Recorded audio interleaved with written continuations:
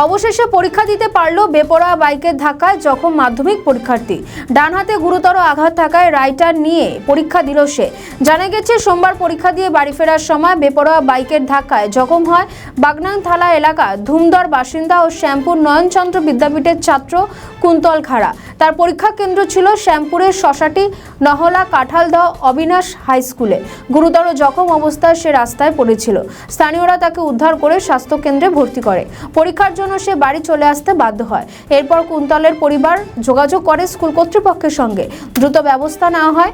মঙ্গলবার অতিরিক্ত আয়োজন করে পরীক্ষা দেওয়ার ব্যবস্থা করা হয়। এই উদ্যোগকে সাধুবাদ জানিয়েছেন কুন্তলের পরিবার থেকে শুরু করে সব পক্ষই। ছেলে অবশেষে পরীক্ষা দিতে পারলো, কি বলবেন? কেমন লাগছে আপনার এই বিষয়টা? ভালো লাগছে। ছেলে কালকে কি হয়েছিল? ছেলে কালকে অ্যাক্সিডেন্ট করেছিল। তারপর ওই আমাদের স্কুলে স্যারকে গিয়ে জানিয়েছি, জানাতে স্যারেরা মানে আমাকে সাহস দিয়েছে যে আজকে ছেলে পরীক্ষা দিতে পারবে। পরীক্ষা দিচ্ছে? হ্যাঁ, আজকে স্যারেরা আমাকে হেল্প করেছে, পরীক্ষা দিচ্ছে আমার ছেলে। এখন কি বলবেন যারা এই ব্যবস্থাটা করলো তাদেরকে কি বলবেন?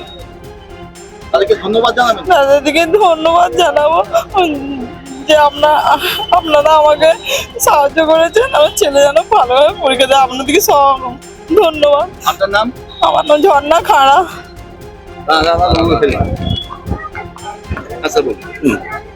যেই ছেলেটি কালকে অ্যাক্সিডেন্ট ঘটেছিল, আমরা আজকে বোর্ডের মারফতে একটা রাইটার অ্যারেঞ্জ করে সেই ছেলেটি আজকে সুস্থভাবে পরীক্ষা দিচ্ছে। তার মা বাবাকে আমি আশ্বাস দিয়ে এলাম কি তারা পরীক্ষা বসে গেছে, তাদের ছবিও দেখিয়ে দিলাম।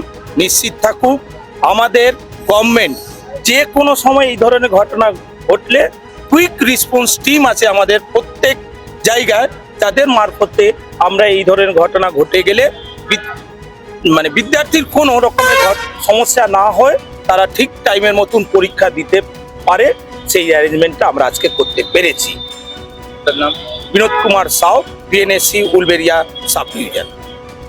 আমাদের ভিডিও ভালো লাগলে লাইক ও শেয়ার করুন। কমেন্ট সেকশনে আপনাদের মতামত জানান।